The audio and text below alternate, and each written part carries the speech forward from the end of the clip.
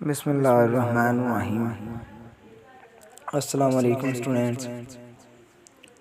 Students, سوالات کی series میں آپ کا ویلکم کیا جاتا ہے۔ اس ویڈیو چینل پر ہم سوالات کی ایک سیریز شروع کر رہے ہیں جس میں ہم آپ سے کچھ سوال کریں گے۔ کمنٹ سیکشنز میں آپ کو اس کے جوابات دینے ہوں گے۔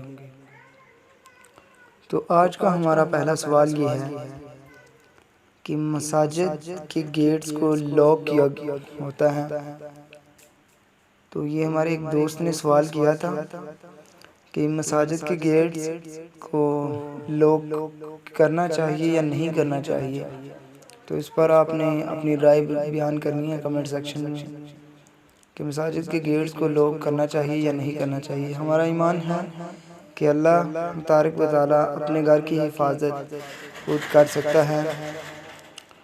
تو اس کا سوال یہ ہے کہ جب اللہ تعالیٰ اپنے گھر کی حفاظت خود کر سکتا ہے تو پھر مین گیٹس کو لاک کیوں کیا جاتا ہے؟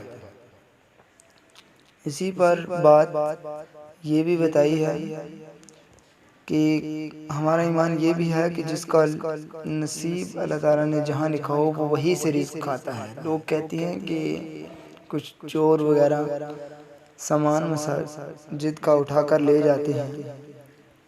اگر وہ سامان اٹھا کر لے جاتے ہیں تو ہو سکتا ہے کہ اللہ تعالیٰ نے ان کا رزق اپنے گھر سے ہی لکھا ہوا ہو تو وہ وہی سے کھاتے ہیں۔ تو پھر یہ مین گیٹس کو لاک کیوں؟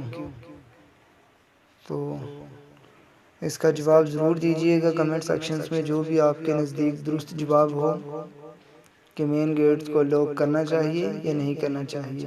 جبکہ عبادت خانوں کو بہت زیادہ ٹائم کے لیے لاک کر دیا جاتا ہے اور فحاشی کے اڈوں کو 24 گھنٹوں کے لیے کھلا رکھا جاتا ہے۔